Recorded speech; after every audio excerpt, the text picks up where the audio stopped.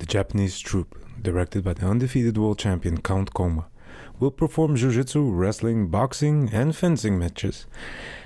A prize of 5,000 francs will be offered for anyone able to defeat one of the troupe's members: Okura, champion of Chile; Shimizu, champion of Peru; Sataki, champion of New York; and Luku, a former military instructor in Peru. The troupe is currently in the state of Pará and its way to North America. Its performances met with great success in other countries. The troupe will be wearing proper and decent attire, and its performance is rigorously family-oriented. The troupe will parade on the streets of Belém in their traditional outfits. This little piece comes from a newspaper from Belém. It's called Folha do Norte. And this is when Mitsuyo Maeda came to Belém with a group of other fighters, other prize fighters, to challenge local people, to give demonstrations, and to show the power of his jiu-jitsu and try to make money. This is a period where he's not trying to push judo in any way. He is literally trying to make money out of prize fighting. And this is a little piece of newspaper that is very emblematic for the history of jiu-jitsu, because this is also around the time that, I have it right here, that when they went to Belém de Pará, there's an important family he meets there for us, and the family is the Gracie family. And this is also when Carlos Gracie starts training with him. And there is a little piece right here from the book of Carlos Gracie, where he is interviewed, and he says right here that Mitsuyo Maeda, once he made this announcement in the Folha de São Paulo, afterwards they had all these competitions, and they had these prize fighting stuff, and there's after he wins, he also says, we will also be teaching jiu-jitsu here in the theater, which was nearby, which wasn't the same location, but there was a theater nearby, and he will be teaching there this emblematic jiu-jitsu. So that's when he also came into contact with Gaston Gracie, the father of Carlos Gracie, and that's when Carlos Gracie starts training with him. And there is a little piece right here that Carlos Gracie gave in the interview, and this is the little piece of interview. After the Japanese person performance at Teatro da Paz, I went to Count Koma's dojo located at Rua Tamandaré. I was physically frail, which resulted in an inferiority complex, but under the paternal supervision of Count Koma, I learned the secrets of jiu-jitsu. Maeda Mitsuyo returned to Belém in February 1916 after a season in Manaus, and Carlos Gracie started his jiu-jitsu practice at the dojo set at the facilities of Teatro Moderno. That's the moment he started it. Now, what a lot of people don't know is that at that time, Mitsuyo Maeda was infamous with the fact that he did not like to teach students. So he didn't follow any kind of belt system. He didn't follow any kind of judo stuff, because there was a rift between him and Jigoro Kano and Kodokan Judo, because you're not supposed to do any prize fighting, and he did, which led, of course, to some problems, right? He wasn't able to get his next promotion in belt, so he was also, to be able to teach people and kind of continue all of this and still be prize fighting and making money, he called it jiu-jitsu. So he was teaching jiu-jitsu at that time. But that's something I talked about on the last episode. In this episode, we're going to look at Carlos Gracie, and I'm very excited for this one, because it for me, it literally starts Gracie family lineage, which was very important for the growth of Jiu-Jitsu all over the world.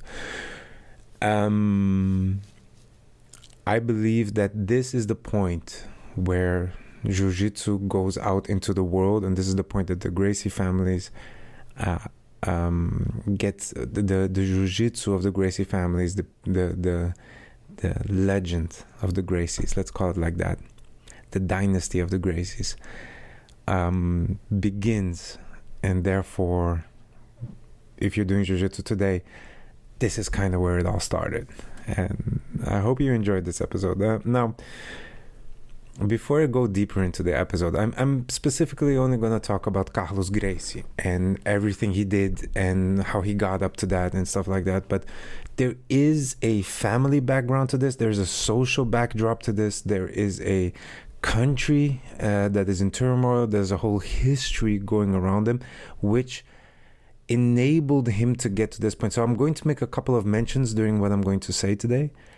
But remember that the main focus is just the lineage that I'm trying to follow in any way. But after reading and spending so much time studying all of this Jiu-Jitsu stuff, it's really interesting to see how this all came to be.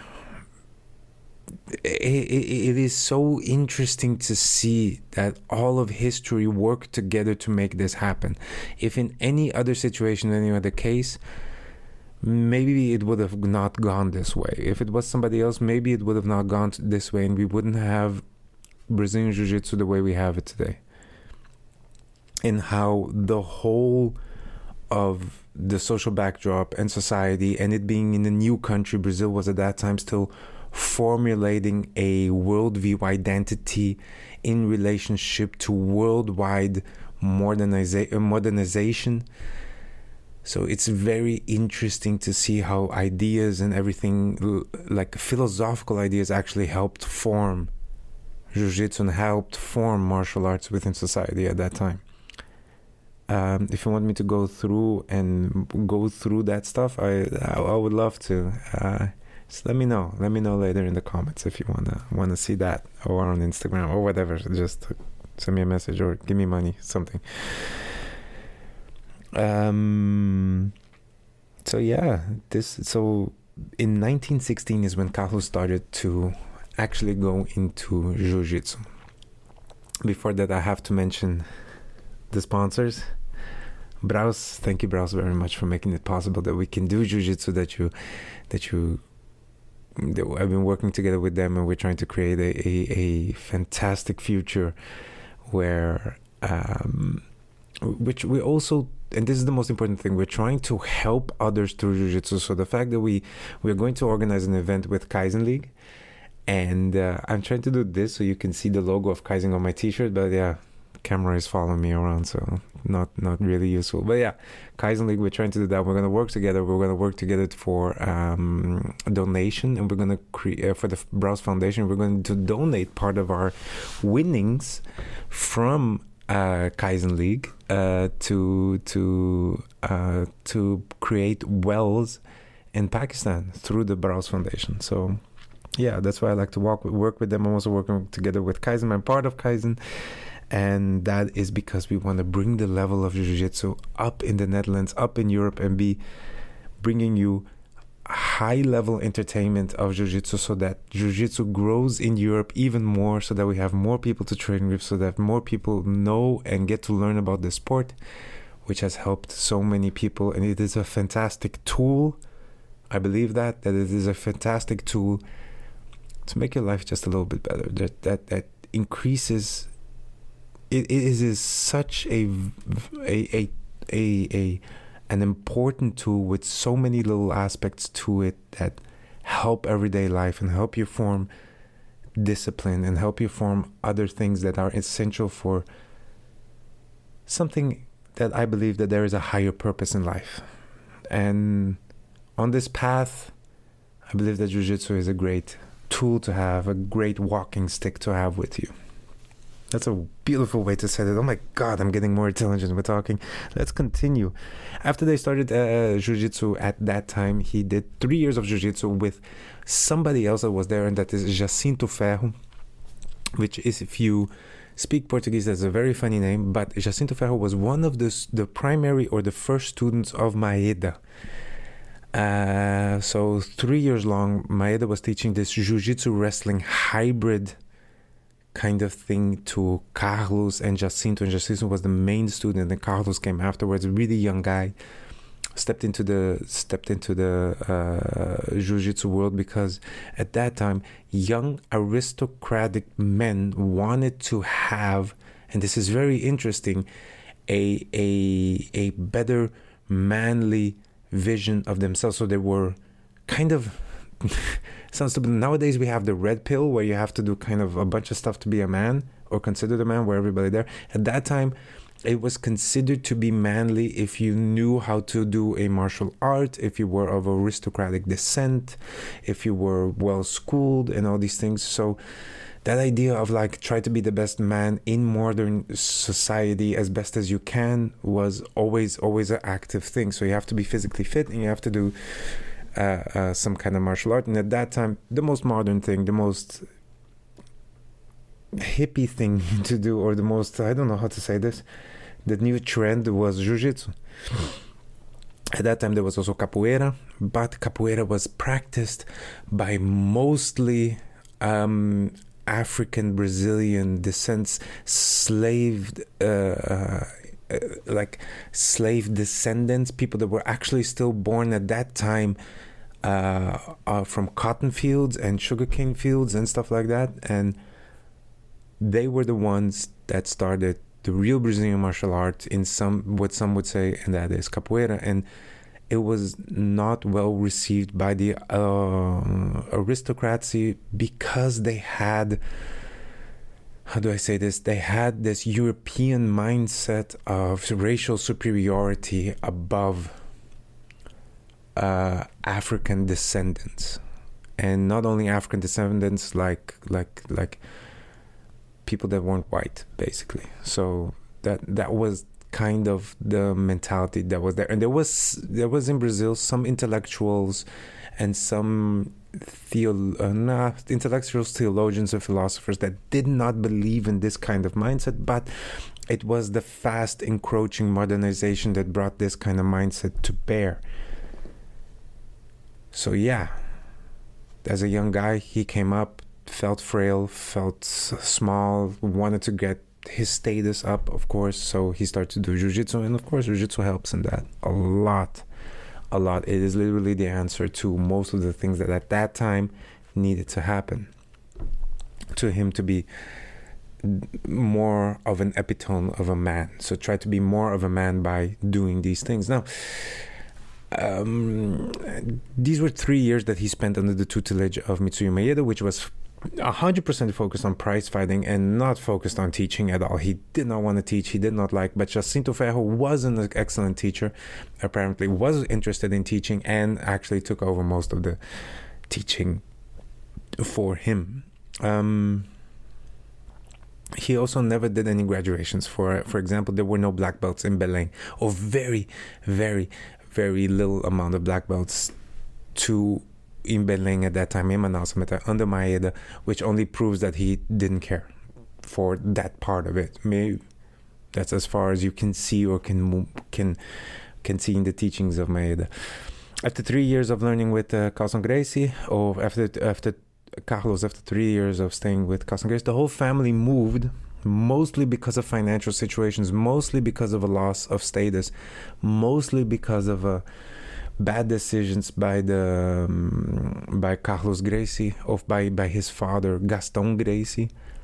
They moved to Rio de Janeiro. There was also remember that this is a Scottish Brazilian family, so the patriarch Peter something Gracie, I'll get the name for you guys later, or I'll put it in the contents. He died, and everybody decided, let's move back to Rio de Janeiro, where our family originally comes from. Originally came from, and that may be a little bit better for our future. Let's try to rebuild over there, was basically the thing. And there's a couple of anecdotes from that time, but that's very interesting. Now, Carlos at that time he did all of that jiu-jitsu, and at that time he also started working for an electrical company, and the contact he got, it's a Toronto-based electrical company, and that contact he got from his grandfather, so not from his father Gaston Gracie, but his grandfather Carlos Gracie. And he was working at that time in this electrical company, and these were there to improve. One of the things they did, for you to have an idea, like the tram system there was used to be pulled by donkeys, and they actually made it electrical. So that was a big company he was starting to work at. But during this, he got to meet one of the people he used to train with in Manaus, one of the friends he made, of course, during those training times. And the name of this guy was Donato Pires. And Donato Pires was teaching at the police in Minas Gerais, at the special police in Minas Gerais. Now, you must remember that at that time, a lot of military, a lot of Navy were trying to learn these Japanese martial arts, and they were using it the whole time to fight the rising criminality in a gentlemanly way, would be the best way to put it. So they were all learning these martial arts and Japanese martial arts especially, by the police, by the military, to combat the criminality in there. So you weren't allowed to shoot people willy-nilly, so the best thing to do is use martial arts to incapacitate them. And at that time, one of the big discussions was, should we use capoeira to do this, or should we use jiu-jitsu to do this? And after a couple of very interesting bouts between capoeira and jiu-jitsu ended up winning on the favoritism scale as being the more useful one, which is very funny because it literally came down to 2 or 3 fights for Brazilians. Well, and of course, because capoeira was Afro-descendant, people didn't like it that much. Now, as time went by, Carlos, of course, met with Donato Pires by chance, which is something that says in his book. And Carlos ended up going to the Minas Gerais, which is a state in Brazil. And he ended up, together with Donato Pires, as an assistant, teaching the police in Minas Gerais for about 2 years. In Belo Horizonte is the name of the city. Between 1928 and 1930. After that, Carlos started to want to go into prize fighting, just like Maeda, because of course that's where it came from, and his father was also heavily involved in prize fighting because of the circus work and all this kind of things. So Carlos went to São Paulo, and in São Paulo he started to work on his prize fighting career. Let's call it like that. And at that time, he also at some point challenged, or he tried to fight Geo Omori. Geo Omori was a Japanese descendant practitioner, and he did not accept that fight. That fight was set up. Like, Geo Omori was in the newspapers. He was famous. He was considered by some to be the epitome of manliness. So, of course, he didn't accept a fight with some Brazilian guy that the Japanese didn't consider trained enough time judo or jiu-jitsu to be able to compete professionally. So Carlos, of course, because he made so many friends with the police, and he had some influence politically because of that, and from his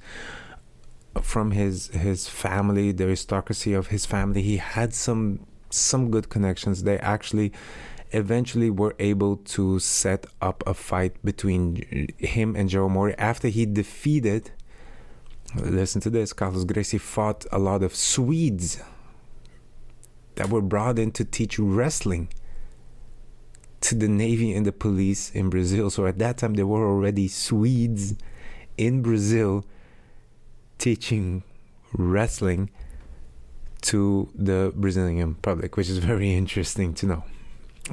So eventually that fight was set up as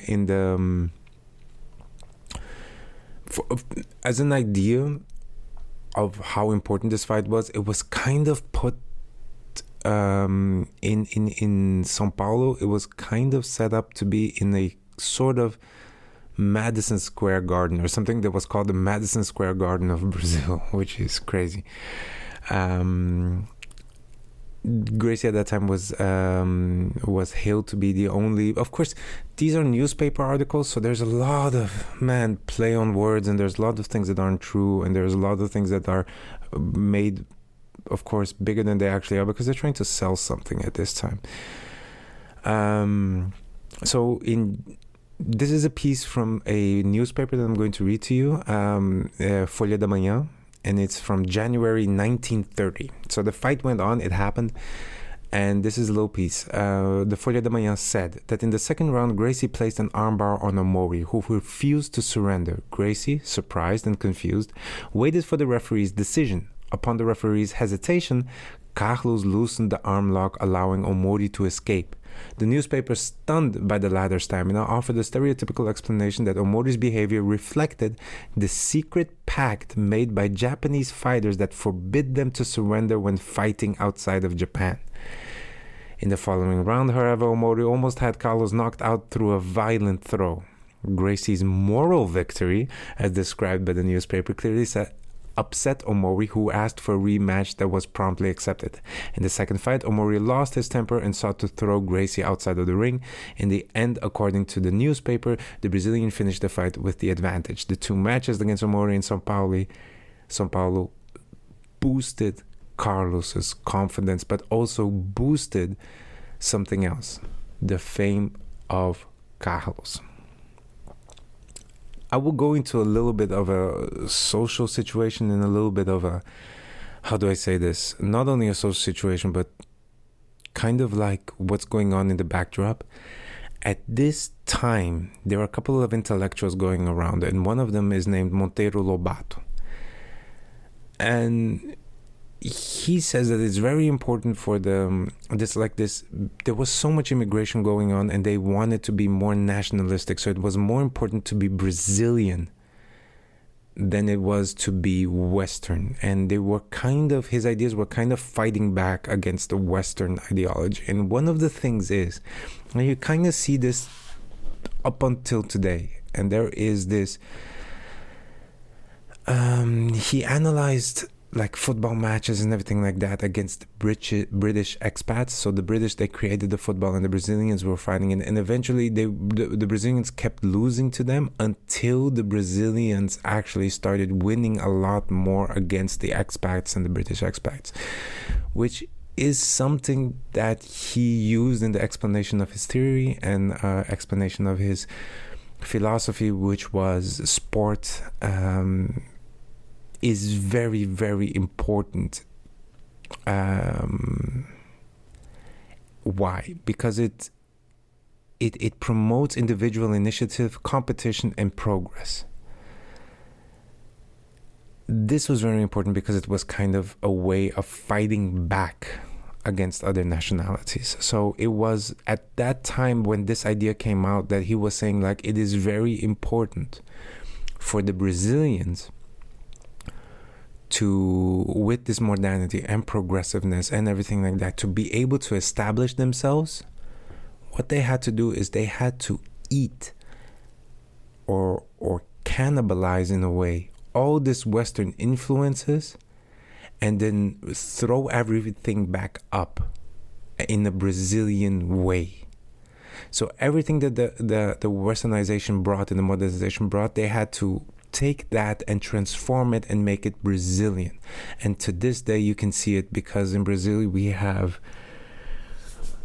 typical foods that come from other cultures that we take upon ourselves, completely transform and Brazilianize the hell out of. Like, the best way I can explain it is food. Like, we have sushi rolls on pizzas with bananas, and man, it's just the most insane thing, but it's very Brazilian. That's the best way to explain it. So yeah, this of course led to, because of this kind of mindset that was going on, this helped lead to Carlos's growth in fame, not only because of his fighting style, that he actually fought against a Japanese person and started to win, which was already really difficult at that time, but he had the opportunity to then grow that nationalistic pride, which was something that the whole society was trying to attach itself to. They needed a national hero. They needed more national heroes. They wanted to be more nationalistic in a kind of way. So Carlos winning this bout at this time exactly helped a lot in growing that nationalistic idea of that idea, like, let's Brazilianize it, let's make something Brazilian, let's create something Brazilian. And that gave a lot of credit to Carlos, which gave a lot of credit to everything that he was going to do afterwards, which is an immense amount. After this, he actually set up to open up in Rio de Janeiro itself, the Gracie Jiu-Jitsu Academy. And academy is a very important word right here, because it kind of gives the idea that there is an academic superiority or knowledge superiority above everybody else.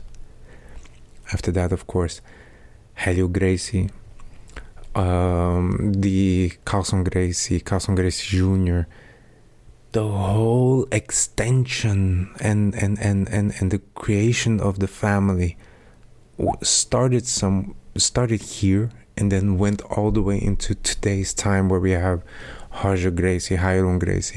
But it all started over there with the creation of Jiu-Jitsu, and it eventually Carlos monopolizing all of Jiu-Jitsu in Brazil, all over the world to a certain point. Yeah.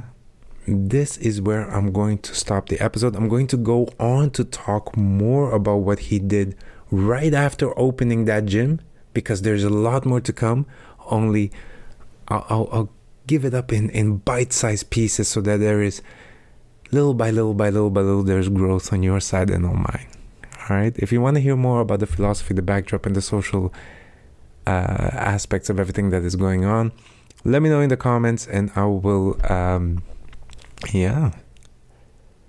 I will I will add those episodes. I think it's also fun.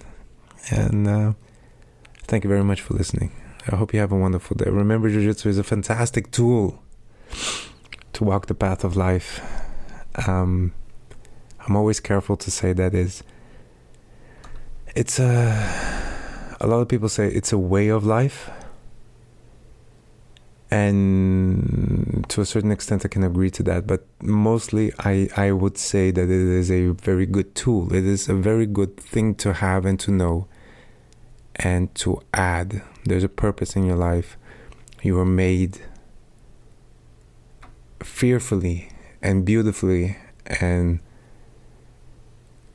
you are very valuable as a person, and we are all placed on this earth for a specific reason, I believe. And I believe that on this path that leads us hopefully to heaven, in which we're walking in a sense that is a heavenly sense, in a beautiful way, I think that Jiu-Jitsu is a fantastic little walking stick that we can use to navigate certain situations. Yeah. Guys, have a beautiful day. Have a beautiful week. Have a beautiful month and a beautiful year. Have good trainings. Hey, be blessed. Woos.